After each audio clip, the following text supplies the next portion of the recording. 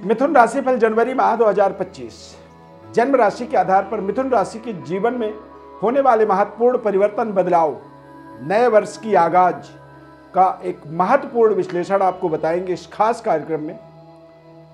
Channel को हमारे subscribe आप जरूर करें, लाइक करें, शेयर करें ज्यादा से ज्यादा लोगों तक। मैं एस्ट्रो अरविंद दिव्यरत्न ज्ञान चैनल में आपका बहुत बहुत हार्दिक स्वागत करता हूं। नमस्कार, जय माता दी, जय श्री राम। मिथुन राशि के जातकों को जो हम जनवरी के महीने का संपूर्ण मासिक राशि फल का जो विश्लेषण बताएंगे, उसका माध्यम होगा ये चार्ट। इस चार्ट को आप ध्यान पूर्वक देखें।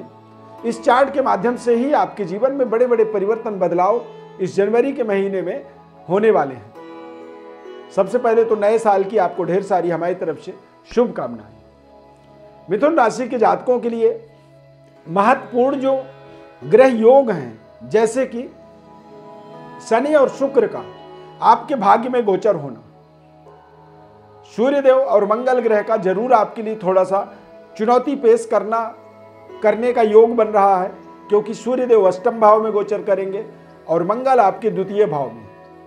तो मंगल और सूर्य दोनों ग्रह जब इस तरह से आमने सामने होंगे, मंगल नीच राशि में गोचर करेंगे और सूर्यदेव अष्टम भाव में जाएंगे, तो ये दोनों आपके धन और पराक्रम के कारक होते हैं। स्वास्थ्य का कारक ग्रह जो है बुध भी छठे भाव में गोचर करेगा। तो इस महीने के अंदर आपको थोड़े से अपने स्किन इन्फेक्शन से बचाव करना होगा, वायु विकृति से बचाव करना होगा और थोड़े से अपने खान पान का ध्यान रखना होगा। घर में खासकर महिलाओं के साथ अपने संबंध रिश्तों को बेहतर बनाए रखने का आपको पूरी योजना में रहना होगा। पूरी संबंध रिश्तों को बेहतर बनाए रखना ये आपकी जिम्मेदारी होगी। शुक्र का आपके भाग्य में गोचर होने का मतलब होता है कि इस माह में यदि करियर की बात करें तो करियर का बेहद शानदार पड़ाव आपको महसूस होगा। एजुकेशनली, शिक्षा और विद्यार्थी जीवन में यदि आप हैं तो आपके लिए एजुकेशन में भी कुछ बड़े महत्वपूर्ण सफलता की प्राप्ति इस जनवरी के महीने में होगा। लव लाइफ आपकी मजबूत होगी तथा आपके नए संबंध रिश्ते भी इस माह में जुड़ सकते हैं। जो भी संबंध रिश्ते इस महीने में आपके जुड़ेंगे, वो संबंध रिश्ते आपको यही समझना है कि ये आपके भाग्य के उदय के लिए कारक बनेंगे।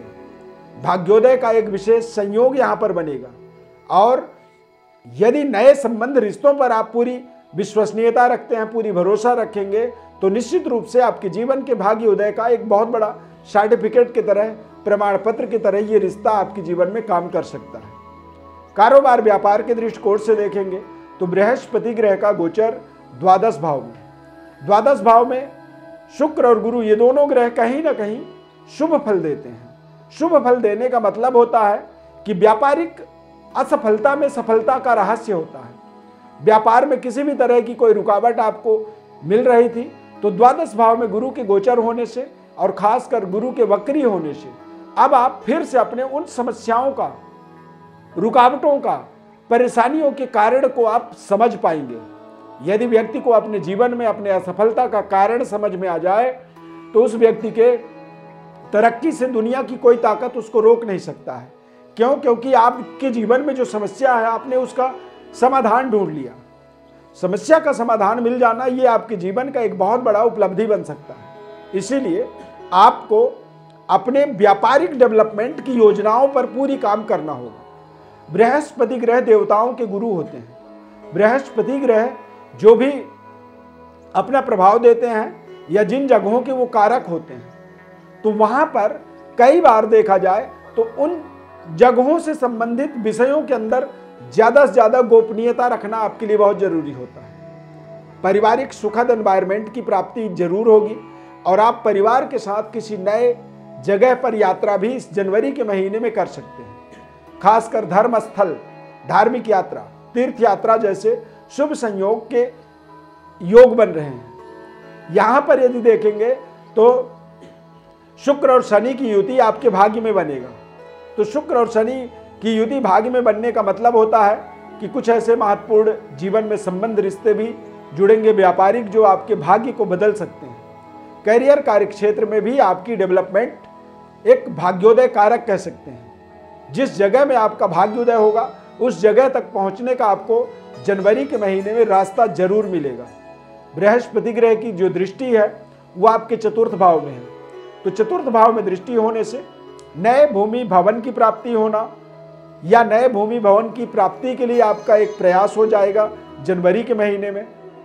तथा आप अपने वाहन की भी परिवर्तन बदलाव कर सकते हैं, यानी कि नए वाहन की खरीदारी भी आप जनवरी के महीने में कर सकते हैं। पुराने कर्जों का भी निराकरण हो सकता है, यानी कि जो कर्जे थे वो समाप्त हो सकते हैं और पुराने कर्जों को समाप्त करके नए सुख सुविधाओं को बनाने के लिए आप फिर से नए तरीके से नए सिरे से नई शुरुआत करने की ओर एक कदम आगे जनवरी के महीने में जरूर बढ़ेंगे। सूर्य देव का अष्टम भाव में गोचर होने का मतलब होता है कि थोड़े से पिता के सेहत स्वास्थ्य का आपको ध्यान रखना चाहिए। पिता के साथ संबंध रिश्ते बेहतर बने रहें, इस बात का पूरे महीने में आपको ध्यान रखना होगा, क्योंकि मकर राशि अष्टम भाव होता है और अष्टम स्थान पर जब सूर्य देव गोचर करते हैं तो ऐसे समय में पिता के साथ या पिता तुल्य लोगों के साथ में संबंध रिश्तों में थोड़े तनाव बनते हैं। सरकार के द्वारा भी कुछ ऐसे नोटिफिकेशन, कुछ ऐसी पनिशमेंट, दंड या सरकार के नियमों के उल्लंघन करने का हमें कुछ ना कुछ दंड मिल जाता है। तो यहां पर आपको थोड़े से सूर्य देव को संतुलित बनाए रखना होगा और सूर्य देव को संतुलित बनाने से आपको आपके काम करने के तौर तरीके में फायदा होगा, आपके करियर में विशेष लाभ होगा तथा आप अपने करियर में मनपसंद स्थानांतरण, परिवर्तन, बदलावों को भी आप यहां पर प्राप्त कर सकते हैं। शुक्र और शनि आपके पूरे महीने में आपके जीवन के अंदर जो भी डेवलपमेंट होंगी उनके कारण बनेंगे, क्योंकि ये दोनों ग्रह आपके भाग्य में गोचर कर रहे हैं। शुक्र जिस स्थान में, शनि जो जिस स्थान में बैठते हैं उस स्थान को मालामाल कर देते हैं, यानी कि शनि देव आपके भाग्य में जब गोचर करेंगे तो ये आपके आध्यात्मिक विकास का कारण बनेंगे, आपके जीवन के महत्वपूर्ण डेवलपमेंट के कारण बनेंगे तथा भाग्य जो स्थान होता है उसे संतान का संतान कहा जाता है, यानी कि ऐसे समय में संतान के भाग्य का उदय भी व्यक्ति के जीवन में होता है, संतान के संतान की प्राप्ति हो जाता है, यानी कि तीसरी पीढ़ी का शुरुआत हो जाता है। तो ये जनवरी का महीना आपके लिए यादगार बन सकता है। क्यों? क्योंकि इस महीने में आप तमाम तरह के डेवलपमेंट्स को अपने जीवन में जोड़ेंगे। संतान प्राप्ति के लिए आपके जो प्रयास थे वो प्रयास सफल हो सकते हैं, क्योंकि देवगुरु बृहस्पति वृषभ राशि में गोचर कर रहे हैं। शुक्र का संबंध आपके संतान से बनता है, आपके संबंध रिश्तों से बनता है, परंतु देवगुरु बृहस्पति द्वादश भाव में जब गोचर करते हैं तो ऐसे समय में व्यक्ति को अपने चरित्र पर विशेष संयम रखना बहुत जरूरी होता है। एक्स्ट्रा मैरिटल अफेयर जैसी समस्याओं से बचना होता है तथा मंगल द्वितीय भाव में गोचर करेंगे, नीच राशि के वक्री अवस्था में गोचर करेंगे। तो मंगल जब द्वितीय भाव में होते हैं तो ये हमारे तमाम कार्यों में विलंब उत्पन्न करते हैं। तो यदि कोई विलंब हो रहा है तो धैर्यतापूर्वक उसका आपको सामना करना आपके लिए जरूरी हो जाता है। इस पूरे महीने में अपने वाणी पर आपको विशेष संयम रखनी चाहिए, क्योंकि मंगल नीच राशि में वक्री अवस्था में गोचर करेंगे द्वितीय भाव में, तो वाणी से संबंधित दोष आपको इस महीने में परेशान कर सकता है। इस चीज का आपको ध्यान रखना होगा। अति आत्मबल से बचना होगा। ओवर कॉन्फिडेंट होने से आपको अपना बचाव करना आपके लिए बहुत बड़ी जिम्मेदारी बन जाती है। यदि आप विशेष विश्लेषण अपने बारे में जानना चाहते हैं तो आप हमारे व्हाट्सएप पर अपनी बर्थ डिटेल्स भेज सकते हैं।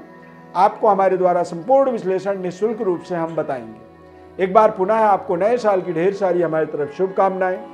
चैनल को हमारे सब्सक्राइब आप जरूर करें, लाइक करें और ज़्यादा से ज़्यादा लोगों तक इसे शेयर करें। ये आपका हमारे इस चैनल के लिए, हमारे लिए विशेष सहयोग होता है और इसी के बदले में आपको निःशुल्क संपूर्ण विश्लेषण हमारे द्वारा हम आपको बताते हैं। यदि कार्यक्रम अच्छा लगा तो जय श्री राम कमेंट में लिखें।